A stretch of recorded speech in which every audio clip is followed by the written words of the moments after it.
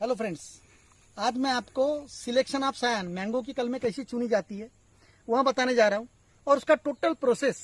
इसके बावजूद मेरे पुराने वीडियोज है हाउ टू सिलेक्ट सायन, तो आज मैं इसमें दोनों प्रकार के ताजी कलमें और प्रोसेस वाली कलमें एंड डिफोलिएटेड कलमें जो 10 से 15 दिन या 20 दिन हम रखते, 15 से 20 दिन पेड़ को टंगी हुई, वो कलमें यानी डिफोलिएटेड कलमें कहलाती है। और तुरंत में आप पत्ते तोड़कर इस्तेमाल करते तुरंत में, उसे कहते हैं ताजी कलमें। तो दोस्तों ताजी कलमें कैसे चुनी जाए देखिएगा।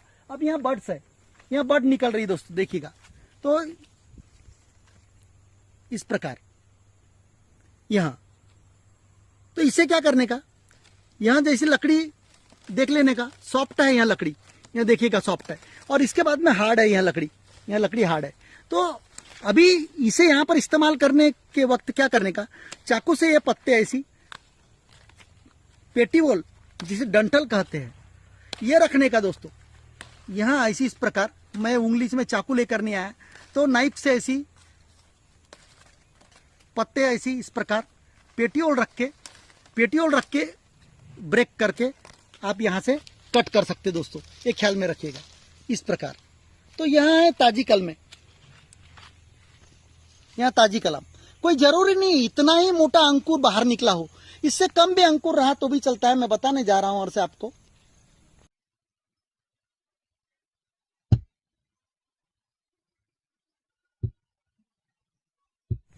तो दोस्तों देखिएगा, वहां सिलेक्शन हो गया। उसके बाद में मैंने ये बताया था कि लास्ट सीजन की 8 से 12 माह पुरानी और लास्ट सीजन की लकड़ियां सिलेक्ट करें। तो दोस्तों देखिएगा, अब लास्ट सीजन की कैसे, यहाँ पर आम ऑलरेडी फल चुका था, इसलिए इस प्रकार का यहाँ पोर्शन है। देखिएगा यहाँ पर, यहाँ देखिएगा, यहाँ लास्ट सीजन का है इस प्रकार का। अब क्या इसे इस्तेमाल करने का यस, तो इसे अपन डिफोलिएटेड कर दिए। यहाँ डिफोलिएशन वाला 15 से 20 दिन के बाद में लेने का इसे, यह लकड़ी ग्राफ्टिंग के लिए सुटेबल है। अब आप यहां से भी कट कर सकते हैं इसे इतनी लंबी। अब 15 से 20 दिन के बाद में इसे 15 से 20 दिन के बाद आपको यहां पर बर्ड्स निकलना शुरू हो जाएगी, और नहीं भी निकलेगी बर्ड तो समझ जाना इसमें फूड मटेरियल जमा हो गया। इसे 20 दिन के बाद में यहां से कट करके लेके आइएगा, या तो यहां से भी आप कट कर सकते दोस्तों। तो इस प्रकार इसे डिफोलिएशन करना है। सेकंड लकड़ी ये है, ये देखिएगा, इसे भी डिफोलिएशन करके रखिएगा इस प्रकार। आप चाकू से भी कर सकते हैं तो हैंड से भी कर सकते हैं। यहां देखिएगा, यहां भी लास्ट ईयर आम फला था, इसका वहां पर सिंबल ही दिख रहा है, ये चिन्ह ही दिख रहा है दोस्तों।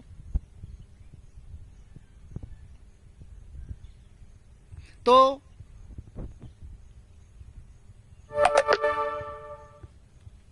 इस प्रकार, और मैंने बता चुका था कि लकड़ी कैसी होना चाहिए, कड़क। ये देखिएगा ऐसी है, यानी बगने वाली नहीं चाहिए। ये देखिएगा कड़क इस प्रकार। कुछ लकड़ियां कमजोर रहती है, इसे प्रेस देने के बाद जल्दी दब जाती है, तो समझ लेना वो लायकी की नहीं है। यहाँ मैच्योर्ड सायन की खासियत है, कड़क रहती है थोड़ी, और डार्क ग्रीन कंसिडर करो। ये देखिएगा, यहाँ देखिएगा। और इसकी पहचान मैंने बता चुका, हाउ टू आइडेंटिफाई, कैसे आइडेंटिफाई करने का कि वह मैच्योर्ड। अब दोस्तों एक और पॉइंट आपको बताना चाहता हूँ, यहाँ देखिएगा ताजी कलमें कैसी चुनी जाए। तो ताजी कलमें, यहाँ डंठल ऐसी तोड़ने का, पत्ती ऐसी तोड़ने का, इस प्रकार चाकू से कट करने का। अभी मेरे पास चाकू नहीं है, उंगली से कर रहा हूं। इस प्रकार इसे आप, यह ताजी कलमें, या तो आप इसे 10 दिन यहां रख सकते हैं दोस्तों, लेकिन ताजी कलमों के लिए बता, इस प्रकार पेटीवल रखने का, इसे कहते हैं पेटीवल डेट इस प्रकार। और देखिएगा यहाँ कलम क्यों मैच्योर्ड है, यहाँ देखिएगा मैं दबाने के बाद में इजीली नहीं दब रही है, इसका मतलब यह मैच्योर्ड है। इतनी कलम आप काट के ला सकते हैं, यहाँ ताजी कलम करके इस्तेमाल कर सकते हैं। अब यहाँ डंठल रखने का कारण है, यहाँ पर जो फूड मटेरियल है कार्बोहाइड्रेट, वहां पूरा कार्बोहाइड्रेट इसमें वापस चले जाएगा, और उसके बाद में यहाँ झड़ना चालू हो जाएगा। और 20 दिन अगर रखते, 15 दिन के बाद में इसे ऐसी मारा आपने लकड़ी को, तो यहाँ ऑटोमेटिक गिरना शुरू हो जाएगा ऐसा। तो समझ लेना कि इसका प्रोसेस पूरा हो चुका है। या तो ताजी कल में ले जाना है तो इस प्रकार ताजी कल में ले जाके आप फिट कर सकते हैं। ख्याल में रखिएगा कि लेंथ कितनी चाहिए, तो लेंथ लगभग 10 से 15 सेंटीमीटर लेंथ चाहिए। 10 सेंटीमीटर की भी लेंथ चलती है, 15 सेंटीमीटर की भी लेंथ चलती है। आप इतनी बड़ी भी यानी 8 सेंटीमीटर की भी लेंथ में आप कर सकते हैं, 3 सेंटीमीटर चाप लेके, कोई जरूरी नहीं है। तो दोस्तों अब यहाँ हो गई सिलेक्शन ऑफ। तो दोस्तों देखिएगा, यहाँ जो डॉट डॉट दिख रहे हैं यह फंगस है एक प्रकार का, यह ख्याल में रखिएगा, इसलिए फंजीसाइड में डुबो के रखने का, ताकि फंगस पूरी मर जाए। आम के ब्रांचेस पे जनरल डॉट डॉट रहते तो फंगस कर। अब यहाँ लकड़ी काम में है क्या?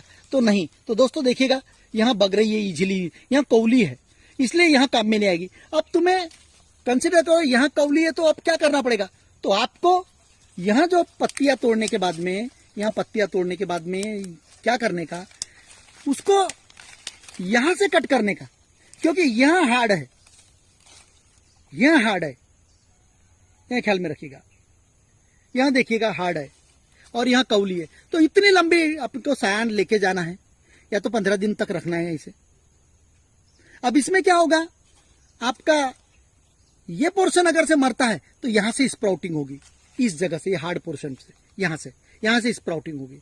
इस प्रकार आप ये कोले पार्ट के साथ में आप हार्ड पार्ट लीजिएगा, लगभग 7 से 8 सेंटीमीटर का। तो इस प्रकार ऐसी कलमों का भी सिलेक्शन आप कर सकते हैं, बशर्ते ये कलम काम में यहां से यहां तक नहीं आएगी। तो यहां पहचान है।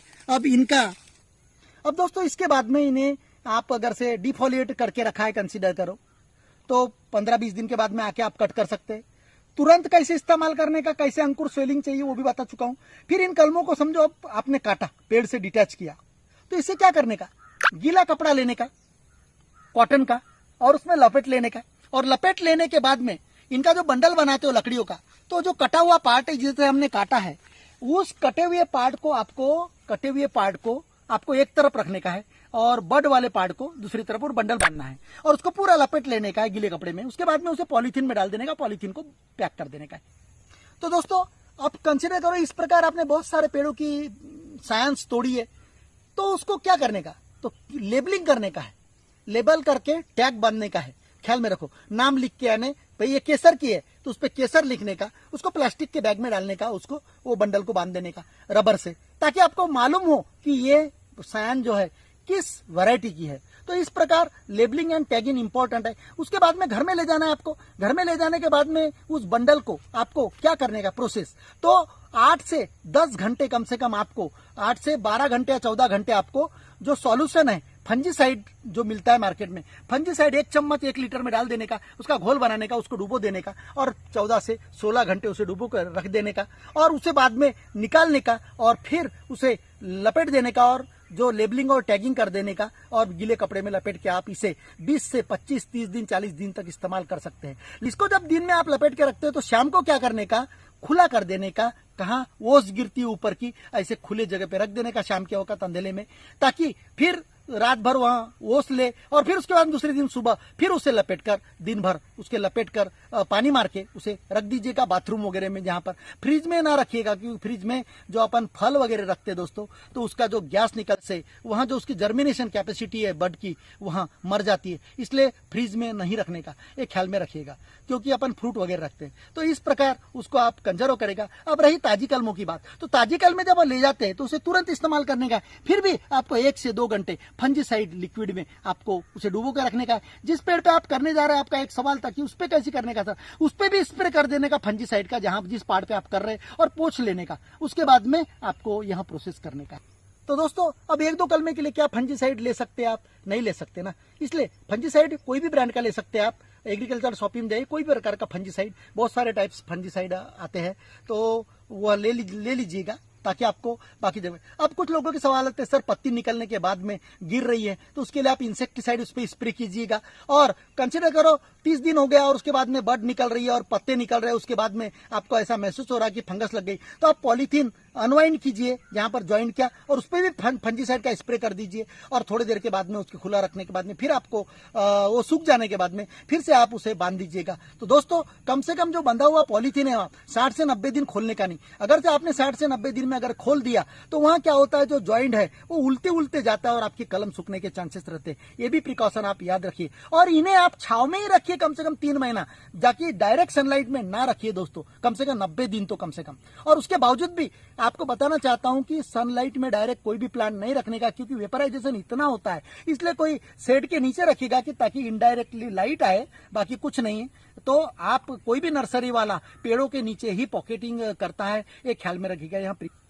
तो दोस्तों सक्सेस रेट बताना चाहता हूं कि ताजी कलमें और डिफॉलिएटेड में, डिफॉलिएटेड कलमों का सक्सेस रेट बहुत अच्छा है और ताजी कलमों का भी है। अगर से सॉलिड अगर सायन रही और पेड़ अगर से तुम्हारा जमीन में है दोस्तों, एक बता रहा हूं, पॉकेटिंग प्लांट और जमीन का प्लांट, जमीन के प्लांट में सक्सेस रेट 90% है, क्योंकि उसका फूड मटेरियल ओरिजिनल आता है, और पॉकेटिंग प्लांट में उसका सक्सेस रेट कम होता है। तो और दूसरी चीज, सक्सेस रेट निकलने के लिए आपको जुलाई और अगस्त 2 महीने इतने बेस्ट मानते हैं सक्सेस रेट के लिए, क्योंकि उसमें बारिश का मौसम रहता है और मॉइस्चर ज्यादा रहते हैं एटमॉस्फेयर में। लेकिन जैसे जैसे ये सितंबर अक्टूबर आता है दोस्तों, तो सक्सेस रेट कम हो जाता है। क्यों? क्योंकि उसमें कभी कभी 8-8, 10-10 दिन, 15-15 दिन बारिश नहीं होती, उसकी वजह से आपके सभी प्रकार की कलमें खराब हो जाती है। तो इसमें आपको जामुन की कलमें हो नहीं और किसी प्रकार की कलमें हो, तो इसलिए बेस्ट सीजन जुलाई या अगस्त, लेकिन आप अक्टूबर तक कर सकते हैं, उसके बावजूद भी सक्सेस रेट मिलता है। तो पॉकेटिंग आपको जिस जगह प्लांट लगाना है उस जगह आप देसी गुठलियों के पौधे लगा दीजिए, उसके बाद कभी भी ग्राफ्टिंग कीजिए, तो सक्सेस रेट बहुत बेस्ट मिलता है पॉकेटिंग प्लांट की तुलना में।